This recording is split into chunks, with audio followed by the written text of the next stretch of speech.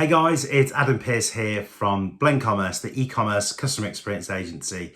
Now, in today's video, we are joined by our good friends Octane AI, who are going to be talking to us about how to better bring people into your list with different sign-up techniques using one of their tools, Octane AI's Shop Quiz. Hi everyone, my name is Valentina Barron and I'm the Senior Account Manager at Octane AI, and I'm here to give you 5 tips on how to improve your sign-up experience on your website.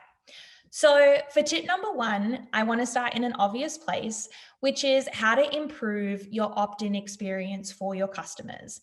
And by that, I mean, I'm specifically looking at how we can improve the sign-up experience on the welcome pop-up. So there's no question about it. Different providers have different, pop-up functionality. There's a bunch of different things out there that may appeal to you in terms of what you choose to do for your welcome sign-up experience. But something that I think has come to light over the past couple of months, especially for my merchants that I've been working with at Octane AI, is how do we improve that sign-up experience? How do we sort of do something different?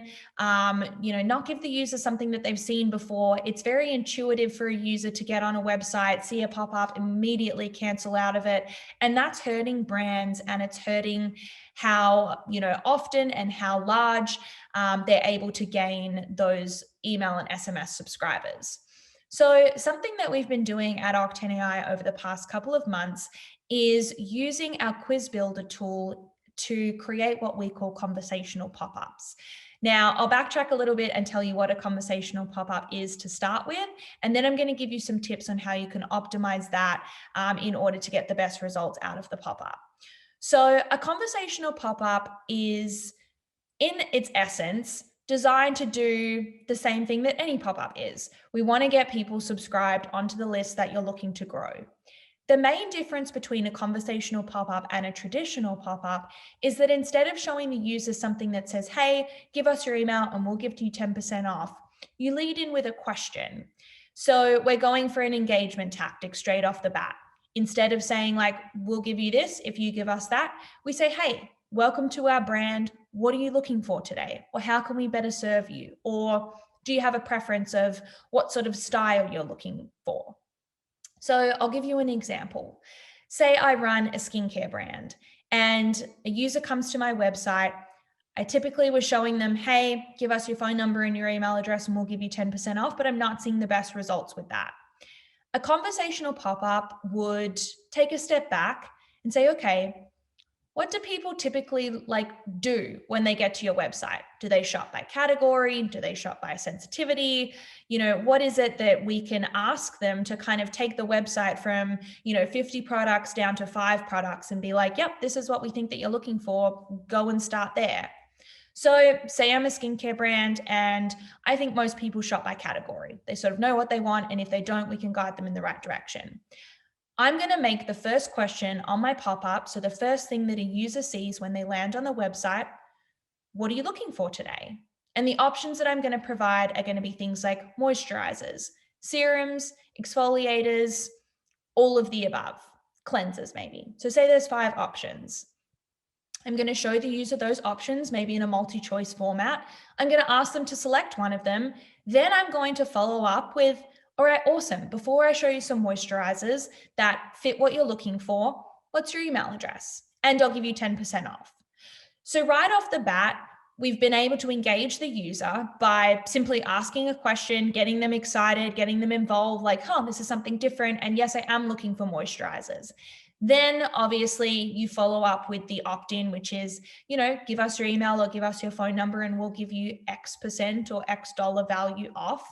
And then the cool thing about a conversational pop-up is depending on what they chose on that first screen, so whether it was moisturizers or cleansers, you can then show them both the discount code that you want to give if they give their email address or phone number, but you can also show them specific products that match what they chose in the question that you asked. So if I selected moisturizers, maybe you'll show me 4 or 5 or 6 moisturizers that are bestsellers, or, they're the only moisturizers perhaps that you have. In the same way that if I choose cleansers, you might choose to show me 3 or 4 cleansers. The other cool thing is that You don't only have to do that. This is just a pop-up after all. So you could show 3 or 4 products and then have a button at the bottom that says, let's get started and shop the entire range, or whatever makes sense for you to then push people to the right collection page, or, the right shop all page, or whatever that might look like. So in essence, that's what a conversational pop-up is. And in terms of some high-level stats that we've seen and why I think this is super important and super powerful for brands to take note of, is in the tests that we've run, the conversational pop-up has seen a 3 to 4 increase in pop-up engagement, which is huge. A 1.5 to 2 times increase in the list subscription, so whether that's email or SMS, and then most importantly, a 2 to 6 time increase in sales.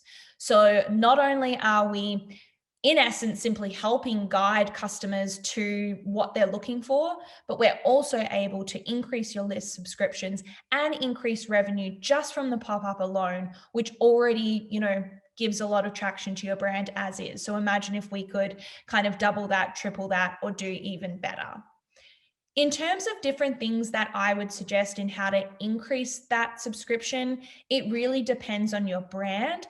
I wouldn't make the question too complex, something really simple. Like if you are a fragrance brand or any sort of beauty brand where maybe scent is a key, you might simply want to ask, like, what are your favorite flavor notes? And that could be floral, fruity, spicy. Keep it very high level. If you are a clothing brand, you may want to go down the route of, category specific. If you are a skincare brand, obviously I mentioned that as well. You could even, for a skincare brand, do something kind of cool. Like, are you looking for a simple 3-step routine, an intermediate 5-step routine, or a robust 10-step routine if you have a very limited product line? Or you could go down the skin concern route as well. So what are your main skin concerns? Is it blemishes? Is it redness? Is it dry skin? And then I'm sure that you might have some products that suit those particular concerns as well. Really, in its essence, what you are trying to do is take your entire product catalog that would typically not appeal to just one single user and ask one very simple question that is also an engaging one, and take that user from looking at all of your products to just the products that straight off the bat you think that they're going to be interested in. So hopefully you try it. If you have any questions, you know where to find us. I think that, in the tests that I've seen alone, the results have been super promising. And, we've had people migrate off of a bunch of different platforms over to ours to run that welcome pop-up through the conversational pop-up format. And it's been incredibly exciting to see the growth that these users have been able to see, both on their SMS lists, but also on their email lists as well. So that's tip number 1, and stick around for tip number 2. Here we go.